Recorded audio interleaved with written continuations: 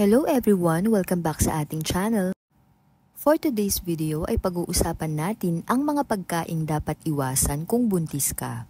Kung may kilala kayong buntis o kayo mismo ay expecting, siguradong makakatulong sa inyo ang video na ito. So bago po tayo magpatuloy ay nais ko lamang po sanang ipaalam na ako'y isang mami na may sariling karanasan at hindi isang doktor. Ang mga impormasyon at tips na ibinabahagi ko sa video na ito ay base lamang sa personal kong karanasan at research. Para sa mga particular na medikal na payo o concerns, mas mabuting kumonsulta sa isang kwalipikadong healthcare professional. Ang kalusugan mo at ng iyong baby ay pinakamahalaga, kaya't siguraduhing makipag-ugnayan sa iyong doktor para sa tamang gabay. Alam natin na importanteng iwasan ang mga panganib sa panahon ng pagbubuntis, kaya't heto ang mga listahan ng mga pagkain na dapat nating iwasan. Una, iwasan ang raw o undercooked na pagkain tulad ng hilaw na karne, isda at itlog.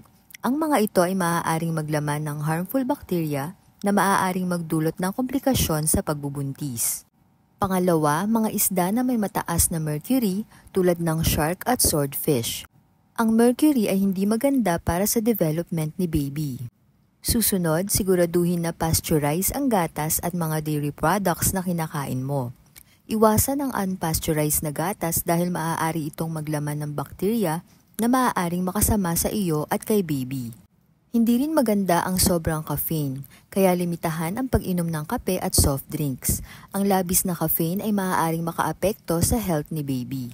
At syempre, iwasan ang alcohol. Ang pag-inom ng alcohol ay maaaring magdulot ng mga seryosong problema sa development ni baby. Sana makatulong ang mga tips na ito sa mga buntis dyan.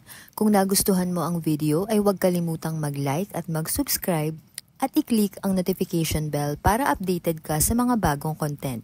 Just comment below kung may iba ka pang gustong malaman o kung may suggestions ka. Maraming salamat sa panonood. Kita-kits sa susunod na video. Stay healthy!